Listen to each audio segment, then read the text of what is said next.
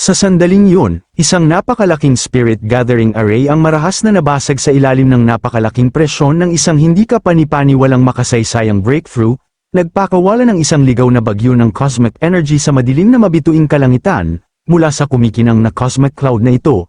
Ang maalamat na Southern Star Prodigy na si Dalhousie ay humakbang pasulong upang ipakita na matagumpay niyang nakumpleto ang kanyang matagal nang hinihintay na ascension. Kina-concentrate niya ang kanyang bagong evolve na kapangyarihan at dahan-daang binuksan ang kanyang nakakatakot na gintong ikatlong mata, na nagpapatunay ng kanyang perpektong breakthrough sa level 13, binati ni Dalhousie ang kanyang ama, na agad na napuno ng kagalakan nang makita na ang pinakamalakas na sinaunang pamana ng kanilang pamilya, ang glinting eye, ay sa wakas ay ganap ng nabuksan.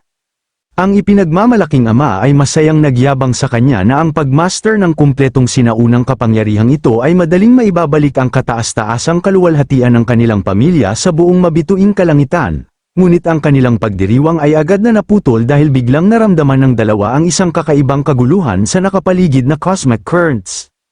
Lubos na naguluhan si Dalhousie dahil ang Dao Spirit Sect ay nangako na ang napakalaking spirit gathering array na ito ay kukuha ng lahat ng enerhiya mula sa buong Heavenly Serpent Heart, nang matanto niya na ang isang napakalaking bahagi ng kanyang enerhiya ay ninakaw mismo sa gitna ng kanyang breakthrough, siya ay nagalit at sumigaw sa walang laman na kawalan na humihiling na malaman kung sino ang nangahas na magnakaw ng kanyang kapangyarihan.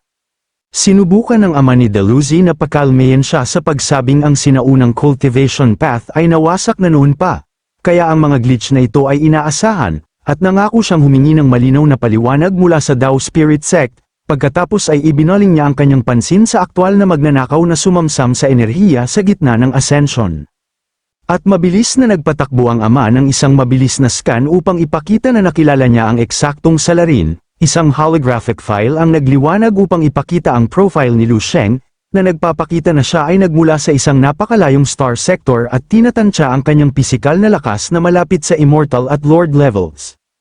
Pansin ng ama na si Lu Sheng ay dapat gumamit ng ilang nakatagong sinaunang cultivation technique upang matagumpay na ma-siphon ang energy tide ng breakthrough ni Dalhousie. Ang biglaang revelasyong ito ay nag-iwan kay Dalhousie na labis na nasaktan, at ang kanyang mga mata ay kumislap sa dalisay na galit habang nagpasya siyang habulin ang taong nang ahas na haminin ang kanyang ganap na awtoridad. Mabilis niyang sinindihan ang kanyang hilaw na kapangyarihan at agad na lumipad sa lamig ng kalawakan upang habulin ang magnanakaw. Bumalik sa sector control room, tumanggi si Elder Shingi na maniwala kay Ziyang Shen nang sabihin niyang ang bagong umakyat na Titan ay si Lu Sheng, ngunit may kumpiyansa niyang sinabi sa kanya na suriin na lamang ang mga file para sa kanyang sarili. Nag-alok pa siya na personal na ipakilala ang Elder sa kanya, na nag-iwan kay Elder Shingi na pinagpapawisan sa lubos na hindi paniniwala habang nakatitig sa kumikinang na holographic files na nagdedetalye ng tunay na pagkakakilanlan ni Lu Sheng. Si Elder Shingi ay ganap na walang imik habang ang katotohanan ay sa wakas ay pumapasok sa kanya. Napagtantong si Ziyang Shen ay talagang nakuha ang maalamat at nakakabiglang martial arts genius na ito upang maging family protector nila sa halagang 30 star course lamang.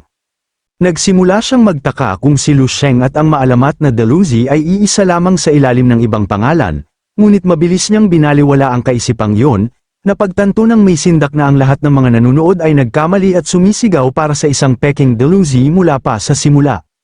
Hinawakan niya ang kanyang ulo sa ganap na pagpanik, ipinahayag na ang nakakahiyang sitwasyong ito ay ang pinakamalaking pagkakamali sa buong kasaysayan ng Hunting Bao Sector. Sinubukan niyang bigyang katwiran ang nakakahiyang pagkalitong ito. Pansin na si Dalhousie ay sumikat ng napakabilis sa loob lamang ng ilang taon kaya halos walang nakakaalam ng kanyang tunay na pisikal na anyo. Mas malayo sa bukas na kawalan, sina Jinju at ang Mohawk Guy ay lumapit sa lugar upang siyasatin ang bagong umakyat na powerhouse. Dahil napagkamala nila si Lu Sheng bilang si Dalhousie, ang Mohawk Guy ay nagsabi na ang binata ay tila hindi kasing bangis at malupit gaya ng sinasabi ng mga alingaw-ngaw. Pabirong iminungkahi ni Jinjo na dahil pareho silang nasa level 13, ang Mohawk Guy ay dapat lumapit at haminin siya ng diretso upang subukan ang kanyang ugali. Takot na takot sa mungkahing ito, sumigaw ang Mohawk Guy na tiyak na mamamatay siya. Inamin na ang isang sulyap lamang mula sa kumikinang na mandirigma ay nagpapalamig ng kanyang dugo.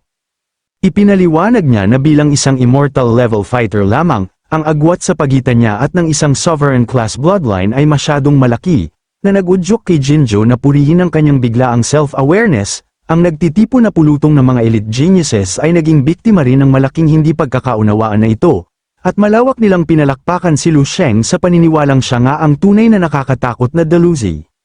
Sa malapit, sina Hai Jidao, Babu Luo, Masha, at Turing ay lumipad mula sa kanilang spaceship patungo sa bukas na kawalan upang siyasatin ang larangan ng digmaan para sa kanilang sarili. Lubos na naguluhan si Masha habang naririnig ang nakapaligid na pulutong na paulit-ulit na tinatawag si Lu Sheng sa pangalang Dalhousie.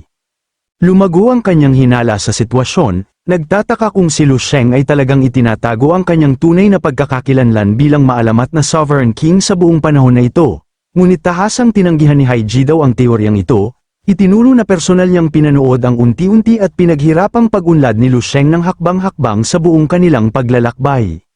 Mabilis na pinagsama-sama ni Babu Luo ang lahat ng mga pahiwatig, hininuha na ang unang mas maliit na energy vortex na nakita nila kanina ay dapat na pag-aari ng tunay na Dalhousie. Nagulat siya nang mapagtanto na hindi lamang lubos na sinupil ni Lu Sheng ang isang sovereign class genius, kundi aktwal niyang ninakaw ang kanyang breakthrough energy.